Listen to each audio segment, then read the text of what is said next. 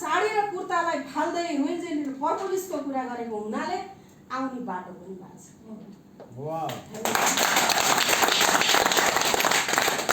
काभ्रेली पसलबाट किन्थे, नुवाकोटे पसलबाट किन्थे, दोलखाली पसलबाट, दोलखाली डेरी हैन, काभ्रेली होलसेल, अब जस्तो न्यू रोडतिर गयो ल्याइन्थ्यो के अहिले त सामान्य चाहिँदा किन्ने हो त्यो, नत्र भने मैले पसल चेन्ज गरेको छु, युटर्न पसलबाट सामान किन्छु।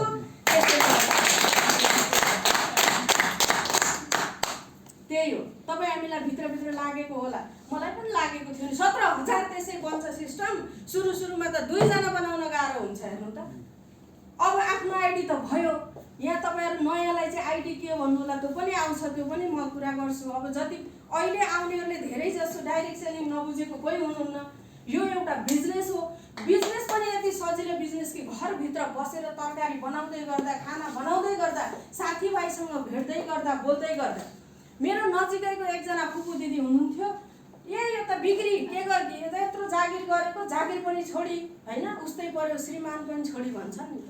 समाजले हेर्नुस् त, एउटा महिलाहरूले बुझ्ने कुरा यो छ कि तपाईँ हामीले छोडे पनि श्रीमान छोडेर बसेकी महिला हो भनेर भन्छन् समाजमा। श्रीमानले छोडे पनि श्रीमानले छोडेको महिला त हो भन्छ। कति गाह्रो छ भन्नु त। उसैले छोडे पनि उसले छोडी भनेर हामीलाई नै दोष, अनि उसले छोडे पनि श्रीमानले छोड्यो भनेर हामीलाई नै दोष। त्यसलाई चिरफार गर्दै, त्यही समाजबाट त्यसलाई चिरफार गर्दै अनि अगाडि बढ्नुपर्छ। मेरो फुपू दिदी हुनुहुन्थ्यो, उहाँले तैँले हुँदा हुँदा डिभोर्स पनि गरिस्, छोराछोरी सानै छन्, कसरी सफल हुने हो, कसरी काम गर्ने हो, उहाँले रात दिन भन्दाखेरि उहाँकै घरमा जान्थ्यो, दिदी एउटा आइडी बनाउन भन्दा यति गाली खानु पर्थ्यो क्या।